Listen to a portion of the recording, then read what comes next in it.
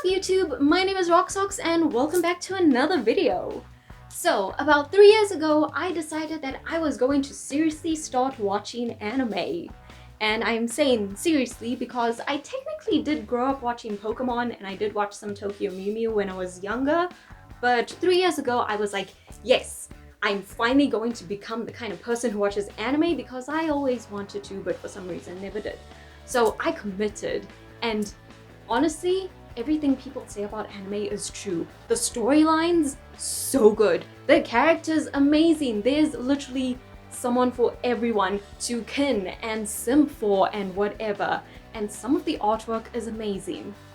However, no one thought to warn me that watching anime is also going to completely wreck me on an emotional level. Yeah, true, the storylines are amazing.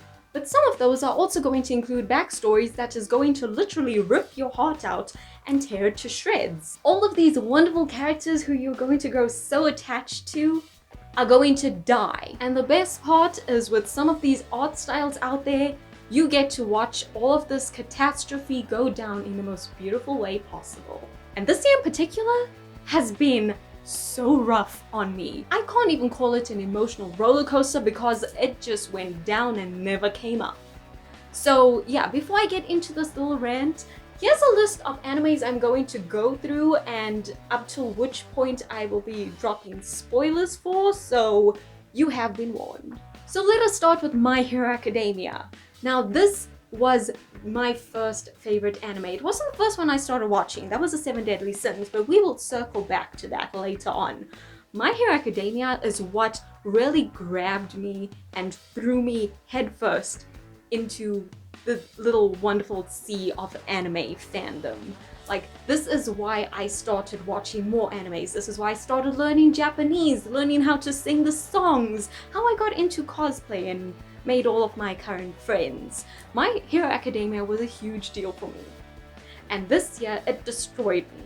Now, I found out about the Twice thing as a spoiler on TikTok, and so I decided I couldn't wait for it to be animated. I had to read the manga. Now, I knew I didn't like Hawks for some reason. I knew it. And like, I didn't even simp for Twice, but I was so sad reading that I cried. And when I saw it animated, that just broke me because Toga is sweet and adorable and precious, and if I was in the LOV, I would adopt her as my little sister. And just that lost moment with her and Twice, it destroyed me. But My Hero Academia was not done there because it also took away my one My Hero Academia wifey, Midnight. And she didn't even get an honorable death. She just kind of died off screen. Like, how disrespectful is that? That woman has been there since season 1.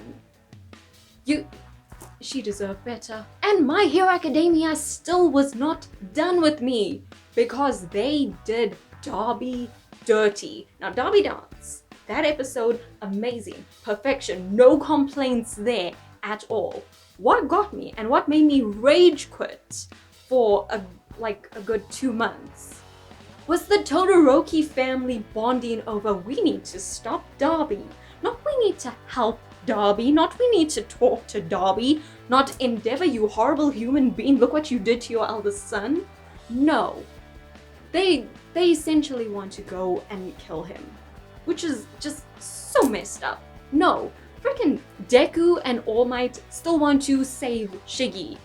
But no, this whole biological family wants to go destroy Derby. No, I'm so not okay with that on so many levels. Moving on from that, we got the last 2 pieces of Attack on Titan. First of all, the wait. Oh my gosh. Waiting for these things to be animated was torture, absolute torture. And here's the thing, I knew how it was going to end. And even though I had over a year to mentally prepare for it, I still cried. And not even just for the last one, I cried for the second last bit because my #1 sim from AOT is Hanji. At least they got a very honorable death, and the after thing, oh gosh. Watching that, I actually had to pause, take a walk, and come back because I couldn't deal with the feels. As for the finale, oh gosh. It has been 2 months? I still cannot listen to Shinzo Sasageo. I still need to do the salute if I say the words, but I still cannot listen to that song. It hurts too much. Actually, I can't listen to any song from there. Although I did just record a lot of Mikasa angst for TikTok, and I'm gonna throw something in here for you.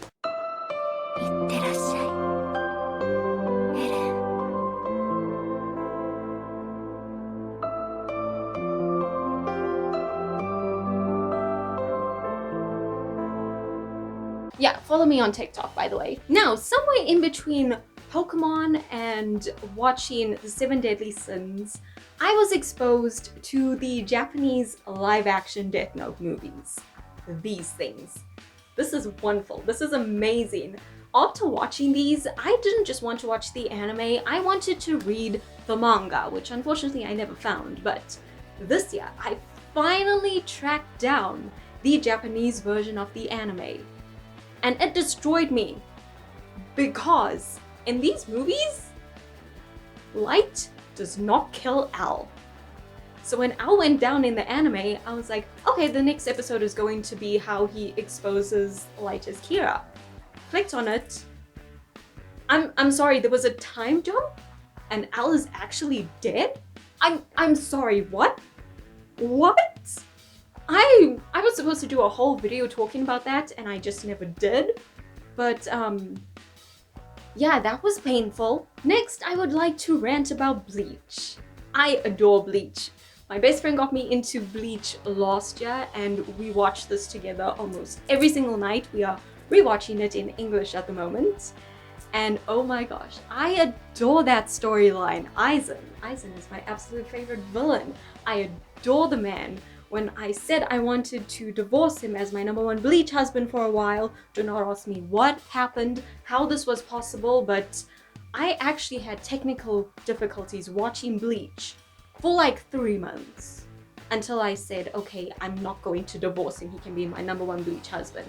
And after that, it's magically working and it hasn't given me trouble since. I swear, Aizen is a sentient being and he is watching and haunting me, and one day he's gonna show up in a portal and take me off to Mundo, and I'm not even gonna be mad about it. Anyways, Bleach. I started watching it last year, so this year was my first time experiencing having to wait week for week for a new episode, and oh my gosh, Bleach is murder with those cliffhangers. And this arc is brutal. Everyone is dropping dead. And I'm not ready for it. I am not prepared. I am terrified. I am attached to too many characters. And right now, and at the time of me recording this, my itty bitty baby Yachiru is missing. Where is she? My headcanon is that she somehow ended up in Mundo and is playing infinite tag with my other baby now, because that is the only way I can survive waiting for the next bit to be animated. And now we move on to what is probably the main thing that has destroyed me in the fields. Why am I saying probably? This is the main thing that's destroyed me in the fields. My absolute #1 favorite anime, where my #1 anime husband comes from. Jujutsu Kaisen. I don't even think I have enough words to explain how much I have cried in this Shibuya arc. It has broken me, it has destroyed me. There was one episode I cried from start to finish, and even for an hour after. And no, it was not the episode where Nanami dies. It was the episode after Nobara went down, because I cannot stand to see Yuji cry. He is another, he is like my #1 anime baby. He is this precious little being that I just want to protect, and seeing him on the ground in fetal position crying, I can't. My poor baby. Seriously, Jujutsu Kaisen Season 2, that just delivered angst like nobody should have to deal with. We got probably the saddest breakup of all time. We lost Nanami. Yuji was on the floor crying. We don't know what happened to Maki. Toge lost his arms. Why did he lose his arms? What? I need answers there. Mekamaru. Why? That's poor sweet baby. And then Miwa's reaction to that broke me too. From Jujutsu Kaisen, all of these kids are my babies, so when I see them cry, it hurts. And yes, this is my favorite anime. The anime that has made me cry and cry and cry is my favorite. But you know what? My second favorite anime has made me cry the most. Because this year, at the start of the year, I decided that I am going to start watching One Piece. Because I thought, you know what, it's really, really long. I'm going to just, you know, go through it very, very slowly. It's just going to be something I watch every now and then. Oh no. The story of One Piece grabbed me and will not let go. I adore One Piece. I am obsessed with One Piece. And you know what? When I started watching it, everyone on TikTok was like, oh, Brooke's backstory, that's gonna be so sad. So I was preparing for that. But not a single person warned me about Robin's backstory. I sat there bawling, like more than Frankie. I had now-leveled snot falling out of my nose. It was horrible. It was painful. And you know what's the worst part about One Piece? I know something that's coming as a spoiler. I don't know when it's coming. I know it's coming up. But my number one simp from One Piece is Ace. And I know what happens to him. This is gonna be freaking Rengoku all over again. Demon Slayer, thankfully, we had season 3 and I was expecting to cry. I was expecting to be bawling. Granted, I did cry 3 times during the last episode. Well, one of those times was laughing, but yeah, Demon Slayer ended nicely, at least. However, every time they show a flashback or have any kind of reference to Rengoku, I am just sad and miserable because his death,